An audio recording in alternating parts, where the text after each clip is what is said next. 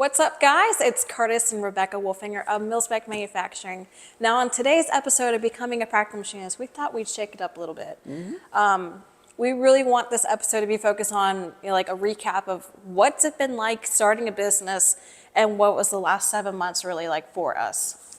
You hear everybody always say the first 2-3 years of starting a company is, well, quite frankly, it's going to suck. It's going to be hard. Oh, yeah. What are your thoughts about that at this point? They ain't wrong.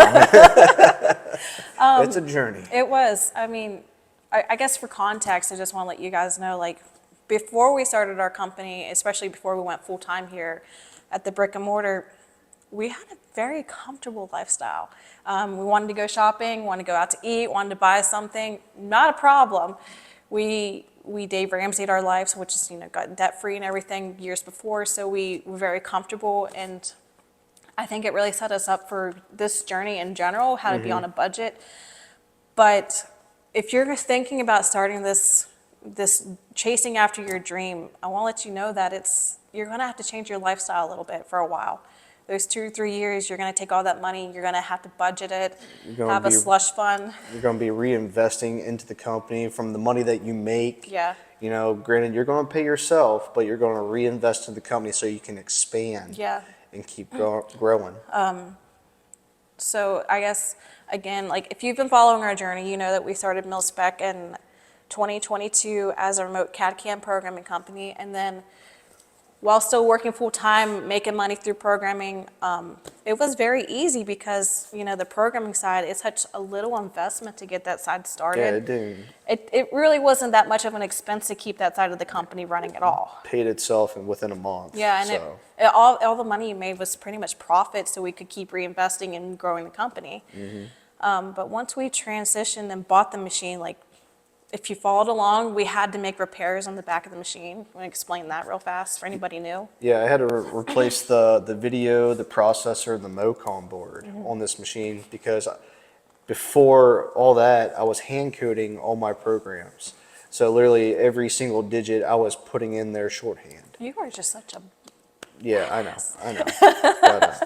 But once we got all that stuff replaced, then it was like June of 2023 where we were like, okay, we can actually start advertising that we're doing CNC machining. Since I can use CAM software with the machine now. Yeah, we could take on complex parts and, RFQs for once. So we had like 1 or 2 customers when we were hand coding. It was very simplistic parts, and that was a bad experience. Not because the part turned out great. Like the pay terms. You are amazing. Yeah, the pay terms. We had to chase down payment from that customer, so we had to have a hard talk between ourselves about like the boundaries of whether or not we want to work with customers like that and what do we do in those situations. So by the time we transitioned to June, we had a good idea of what we would tolerate and what we wouldn't. So we started advertising in June, and we immediately get a really great customer. Yeah, they were great. I mean, in fact, they local were customer. Local customer, and they came back, a total of like 2-3 times, but they were great. I mean, as soon as you dropped the part off, they would pay that day. It was awesome. Yeah. So if one of those things, talking about boundaries and stuff again, like I'm glad that we made those boundaries because when you do, you really start to attract the customers that you want to grow your business with. I mean, and that customer, if you guys are watching, thank you so much for giving us the opportunity. You really changed the projection of Mil-Spec completely, and we appreciate that working with you. And we look forward to working together continually. Yeah. But after, we got those jobs, we got like 2 or 3 jobs out of with them, and that was just like research and development part. So it wasn't like production runs or anything like that. So after that, work kind of became inconsistent for a while. Yeah, it was only about like 1 or 2 jobs a month. And, it became a little hard for us because during that time, our central AC went out, our clothes dryer went out, and our dishwasher went out. And again, I talk about the lifestyle change. We couldn't just go out and replace that stuff like we probably would have in the past. Go out and finance it, get it fixed, and whatnot. Yeah. So we did a lot of line drying laundry. Yeah, it was the 1800s at my house, for a while. The whole backyard's covered in hanging towels and his underwear.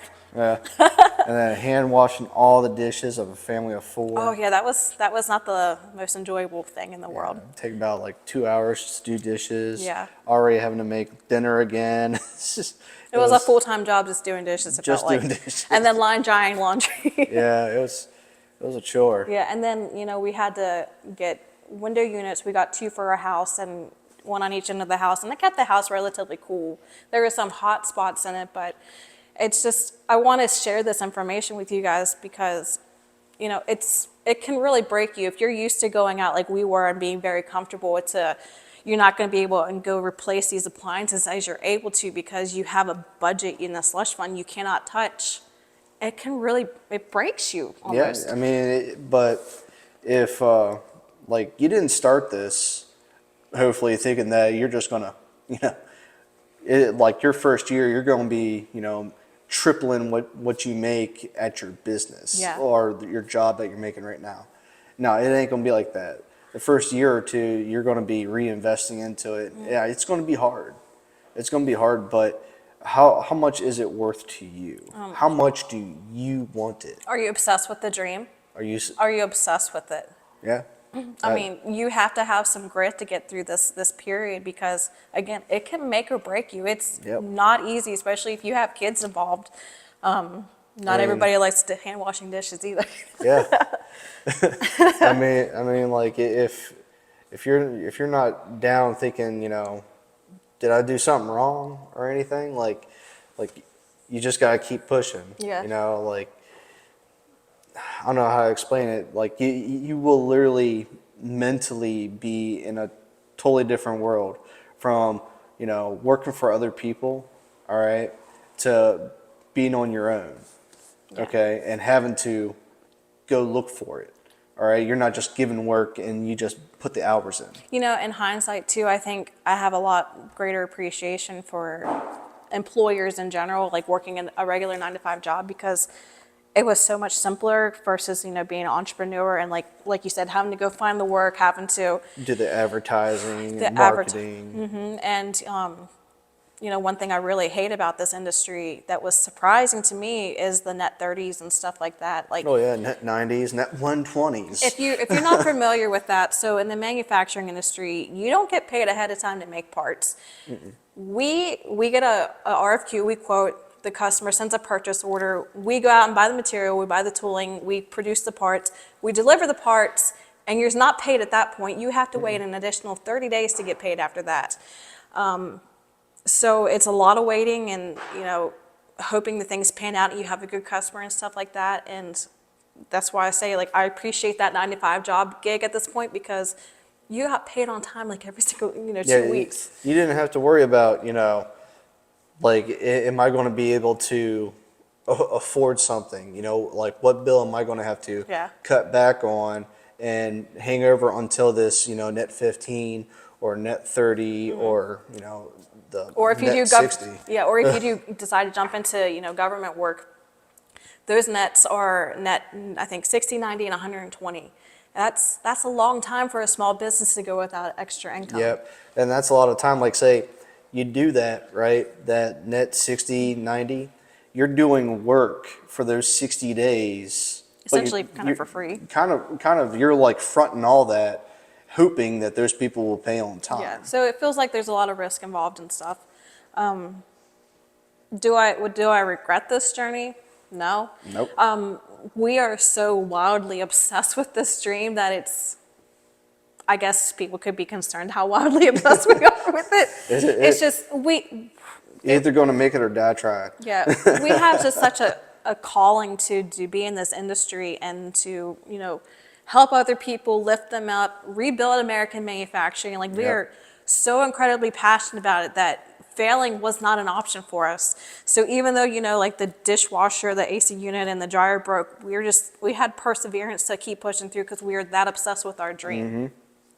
And I just want other people to realize that, if this is your dream too, get ready for some grit and some lifestyle change for a little bit. It's not going to be easy, and I'm not going to bullshit you. It's going to be hard. You're going to get down to the bare minimum. You're going to wonder if you made a mistake. Yep. But if you love it that much, you will push through, and it pays off in the end. You just got to keep pushing. I mean, heck, just the past month in December, we got like 60 RFQs Yeah, it was within crazy. like 2-3 weeks. And that was a period of like going maybe like 1 or 2 jobs a month. It was just so inconsistent. It was really hard to get through that period of time when everything felt like it was just falling apart and not working out. But we really leaned hard into like marketing once things slowed down. Like, remember we had a conversation. It was like, we cannot just sit by and like wait for work to come to us. We got to change this. I mean, like, I know what you're talking about. When I literally create a whole packet, Yeah. and I would actually go out and do what essentially called a cold call. Find out local shops. Find out local industries or manufacturers. And it's a good thing you did, because when he was visiting local shop, they said, we had no idea that you guys even existed. Yep. We have a website and we had the SEO set up, and I don't know what happened, but like Google wasn't registering that we were local in the area. And so by you physically going and meeting people. It was even, in my opinion, better to do that because you're meeting the people in front of you. Yeah. All right, and everybody is chill in a machine shop. Yeah. All right, like no matter who it is, you greet them, you respect them. All right, and everybody's friendly. Yeah. All right, and you create that relationship, that connection with another shop. And who knows, they might see you, might not give you work, but they'll give you direction to somebody that can give you work. And they know your name, and you're kind of in the back of their mind for the future, for either for themselves or for, like he said, somebody else. Yep. And then, so we leaned hard onto marketing. He did cold calling and made this nice little packet, and maybe I'll share a post about that somewhere else. Yeah, it was pretty simple with a capability sheet, our contact information. Yeah. And also our business card. And it was a folder for each business. And then we also attended trade shows and stuff. So if there was Yep. like local events that we could go to within, it was like an hour or so from our house, we went to them. And that was gold too, because we met so many people and Made vendors. a lot of connections. Yeah, Networking. I say in another video about like leaning into your vendors and like building relationships with them. Definitely. Like, we had vendors that, called Kurtis and said, hey, this guy needs to be trained on a CNC machine. He doesn't know what he's doing. This person needs help with design work. Can you help out? Yep. That helped get us through, because our overhead for the brick and mortar part of this business it's not high. It's extremely low compared to a lot of other people. So the people that finance their machines or pay like $2,500 a month for their shops. So just like 1 or 2 jobs a month or so would get us through to the next month. And that helped out significantly. So to those vendors, again, if you guys are watching too, like, thank you so much. I mean, we even had a vendor who called their contacts at NASA and said, hey, Mil-Spec Manufacturing is a service-disabled, veteran-owned small business, certified through the SBA. Like, do you have work for them? Like, they would be perfect for you guys. And that was such a blessing too, like, for somebody to take their own time to try to help us and just like use their connections. I mean, it's just unspeakable. It's priceless relationships that get built. That's what so many people in this industry are so, like, they themselves, they want to bring back American manufacturing. Yeah. All right, that they're willing to do that.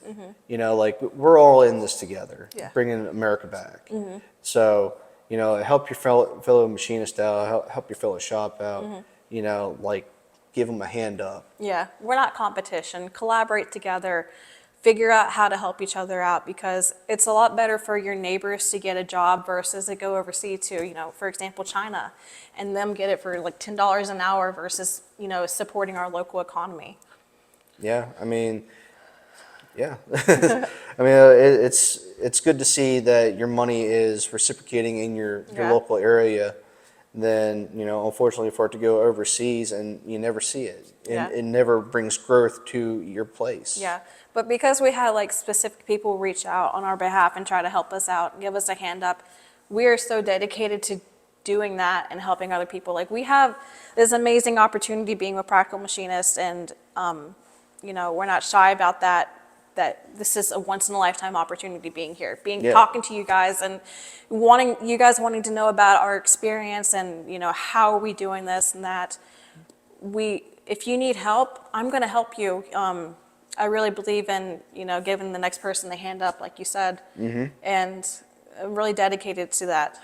I really want to help everybody out. Yeah, that's what we are about, is helping the next person. Yeah. So did we talk about December and the RFQs uptick? Yep. Yeah, after that, things have been really good. Yeah, I mean, like, granted, past 7 months has been a roller coaster. Like I said, it's been a journey, Yeah. but things are starting to smooth out, and becoming stable. And I think the problem with just making videos in general, like sharing our story, is I never want you guys to watch this and be like, oh, they had it so easy. Because you're condensing, like essentially 2 years worth of struggle and efforts in building this company, condensing it down to like 15-minute videos, and you're getting like a really fast taste of what we went through. Yeah, it's like skim milk, man. So you might be like, oh wow, that was so simple for them. No, this was a lot of time putting into this and building this company, and a lot of low points and a lot of high points, and that's part of the journey. Yeah, it's part of being an entrepreneur. Yeah, but that's part of starting your shop. Yeah. But how driven are you? Yeah. And that's the point of this video, to be like, this is the reality of it. It was like this. There was times where we're like, did we do the right thing? And then we're like, of course we did. This was our dream. We are made to succeed in this situation. Yep. And I guess, too, we just want to let you guys know that if you're on this journey yourselves and you're at this low point, maybe there's no work coming in for you guys, and you're probably thinking, I'm a failure, I'm not doing enough, I'm not providing for my family. You're not alone. Like, we felt like that too at points when it was really slow. Keep pushing. It's not going to last like this forever. It took like a solid 6 months of like constant online presence and posting consistently. It felt like to build our brand, networking with people, building our brand, collaborating with people online. Just like, my biggest advice to you is get on LinkedIn. It has been a godsend for us because a lot of professional people. Yeah, the people there are ready to, collaborate with you and network, and a lot of buyers are on there too. So just be on there, build your name and your reputation up, and the work will come. It's just you gotta keep punching and get to that dream, because it will get easier, I promise. It will. You'll eventually have your December too. Yeah, just be prepared though. Yeah. Like, create your slush fund, all right, and make sure you got that grit. Yeah, and not only the slush fund, create a separate savings account for your household so that your household can keep running for what? Separate from your business. Yeah, how many months would you think? I would just say a whole year of savings Yeah. account for your household, so you can keep letting your household run in case the work slows down. And then the slush fund for your business for maintenance and tooling and material and stuff like that. I really couldn't even imagine if we had finding us a brand new machine and like rented a brand new commercial building. I don't know how people do that. I mean, they either have like previous contacts or Maybe like network. a good financials or something, or I don't know, financial backers or something. But I mean, it's a good blessing. For them. Yeah, I mean, if you guys can make it work, good for you. But we cash flowed our stuff, and it's tough for the people that finance, man. I can imagine it's very stressful. But at least our overhead was still so low that just 1 or 2 jobs would get us by each month. Yep. So I don't know. Well, this is, again, it's only 7 months with the machine going. Yeah. And we still got plenty of time to roll. Yeah. So All I'm right. really excited to see where it's going. All right. Well, you guys just stay tuned, and we'll be a part of our journey. Yeah, and let us know, like, are you on your journey too, or are you struggling or something like that? Please don't ever be afraid to reach out to us and be like, I don't know if I'm doing the right thing, or I need advice or something. We're always here. We're here for you guys, truly. So thank you for joining us on today's episode of Becoming a Practical Machinist, and we'll see you next time. Take it easy.